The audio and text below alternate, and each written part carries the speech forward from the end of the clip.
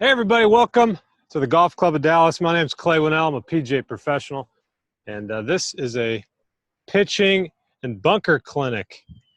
First couple of clinics we've done out here have been on one lever motions, whether it was putting. See how that's kind of like a pendulum? You can imagine like a home plate between my shoulders, my elbows, and my arms. Can you see that? Home plate. It just kind of rocks, swings. There's no wrist. This is a one lever motion. Chipping, we talked about last week. That's kind of a one lever motion too. Instead of with a club that has 3 degrees of loft on it, all of a sudden we're using clubs that have a lot more loft on it, but we're still using the same principle. What changed is we're putting our weight more on the forward foot, putting the ball back, but it's still ideally a one lever motion, more or less. Just a big putting stroke. If there was a connection between belly button and end of the grip, it would be consistent throughout. So that's a one lever motion. Sometimes you have to introduce a new lever.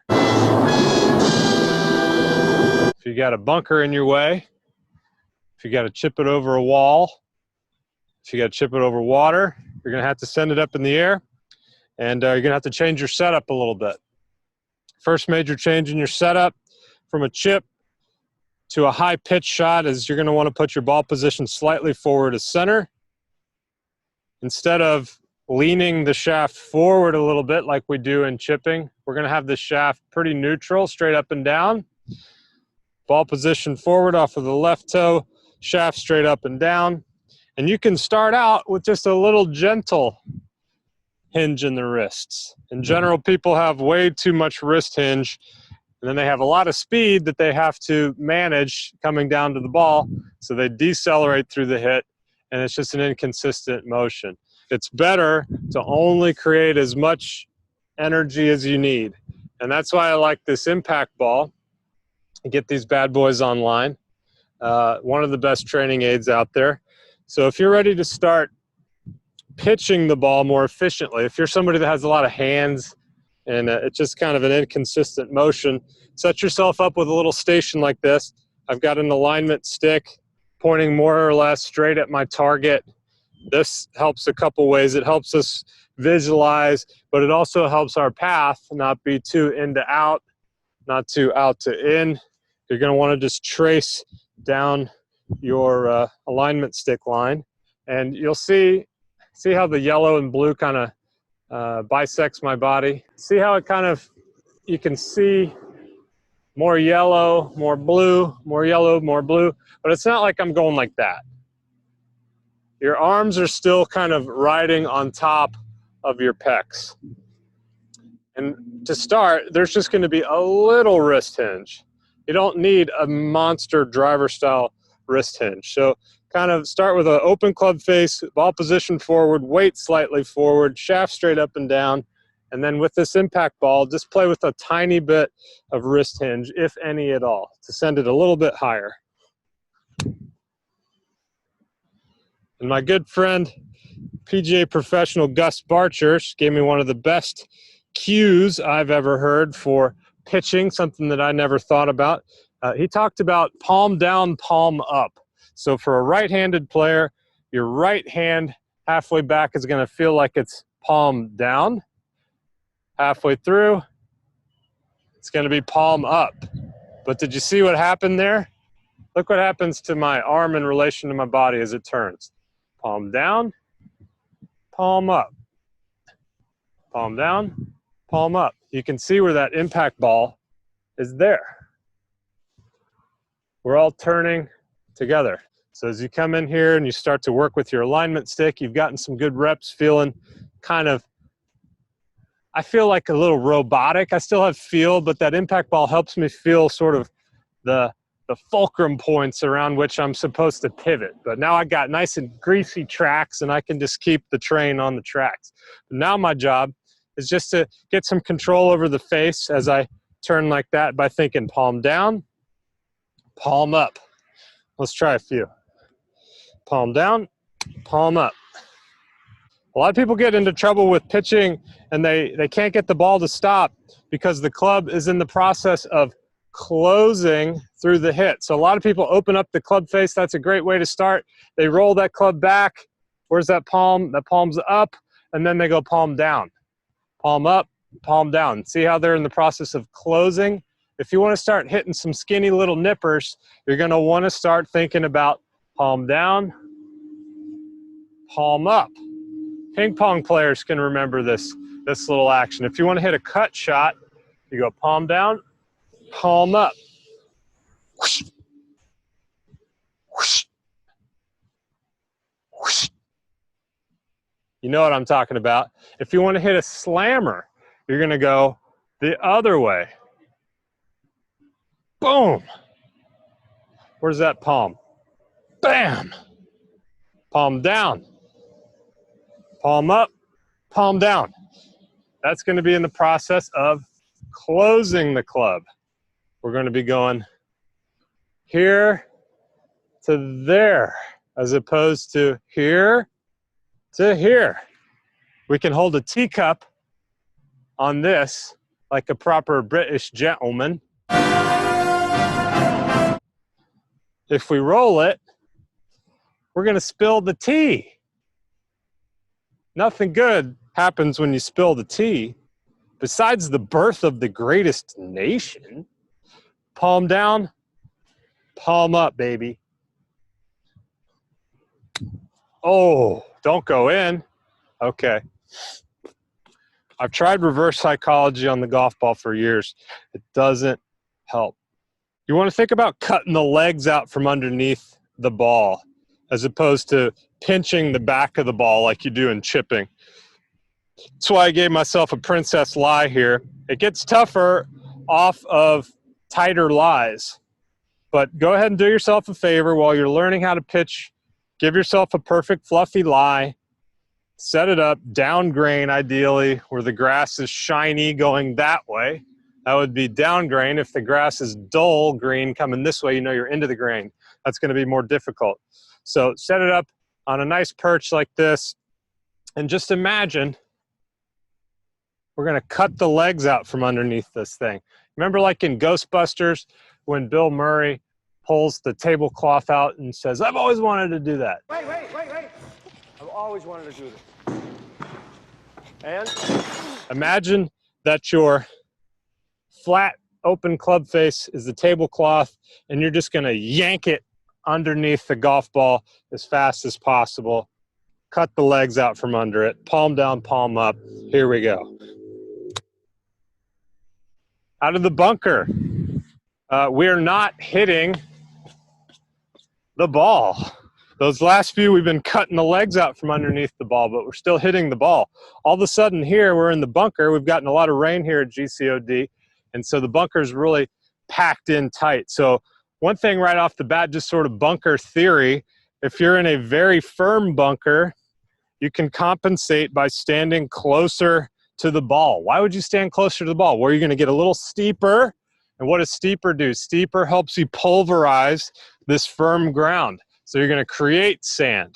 So if you're in an area that's kind of either washed out from a heavy rain, or a golf course you're at just doesn't have very much sand, compensate by standing very close. That's going to help you dig down deeper and create more sand. That wasn't a very good shot, but acceptable. And if you're at a course with extremely fluffy sand, a lot of real fancy places are going to have very fluffy sand. You're going to want to do the complete opposite. You want to get out here. It's going to feel ridiculous. You're going to feel like you're reaching for it, and that's going to help you get shallower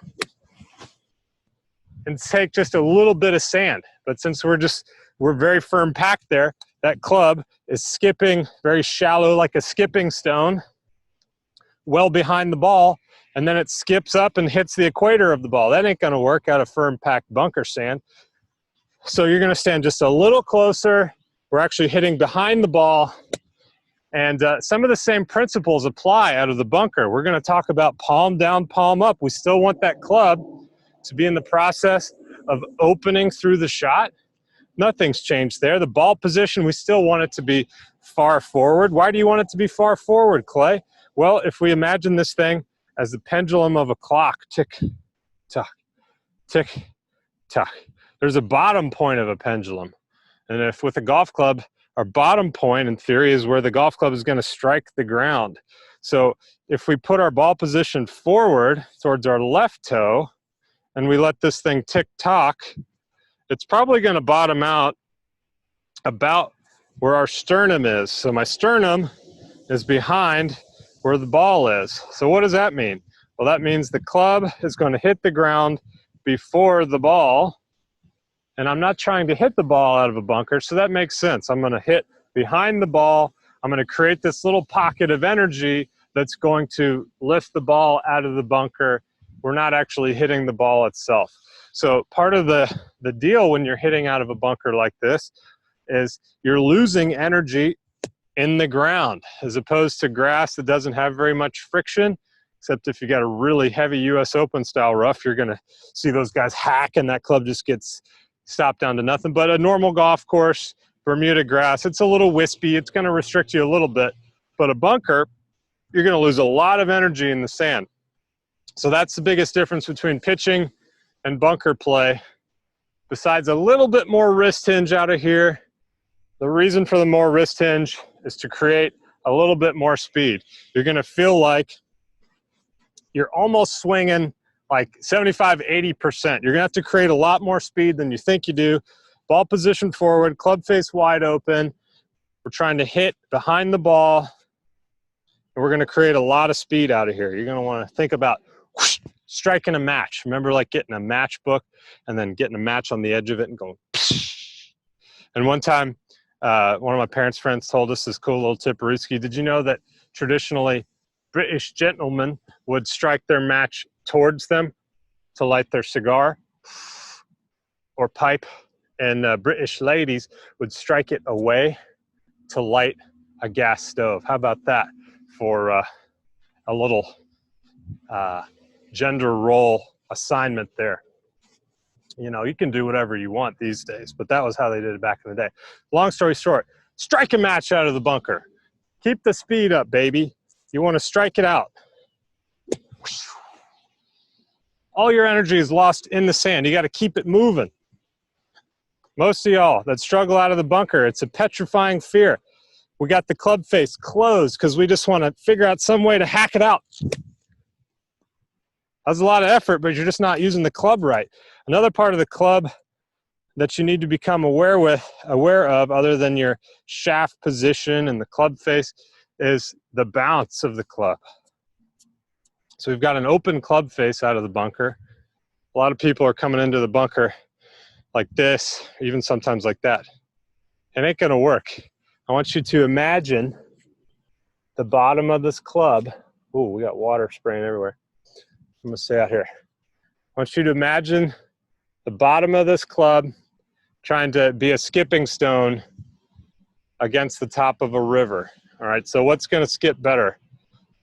A sharp edge like this going there, or if we turn this thing into a skipping stone and all of a sudden we can go sip, sip, sip, sip, sip, like you're at the river up at Petit-Jean State Park in Arkansas, and you're just skipping this bad boy across the top of the river.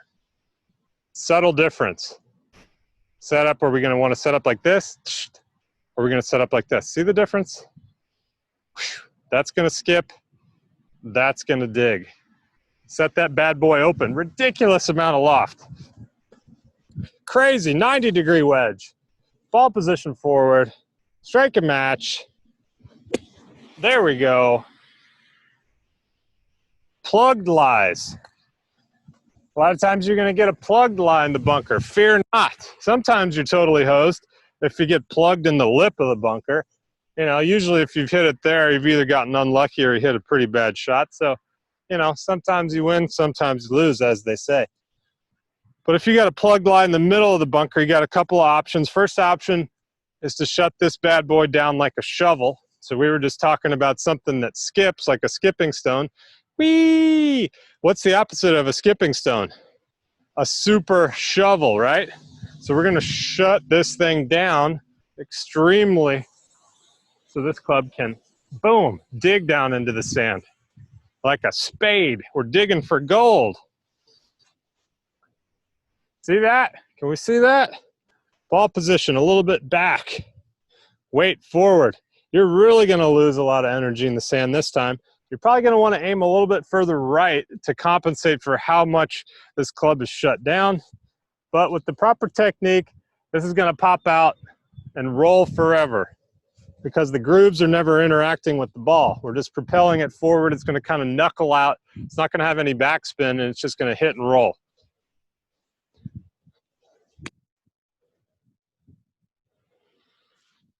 Pretty good. So is that the only way to hit a plug bunker shot? Well, no.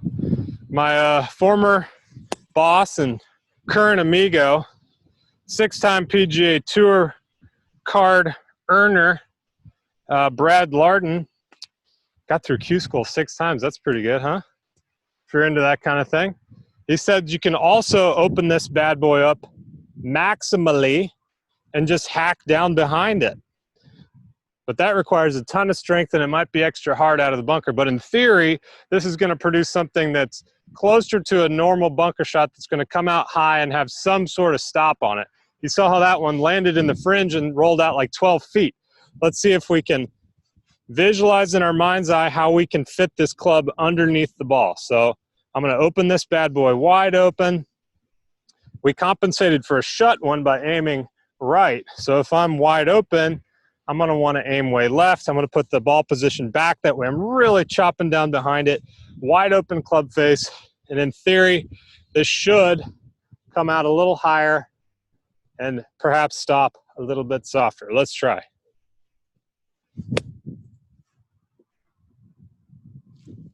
Ah,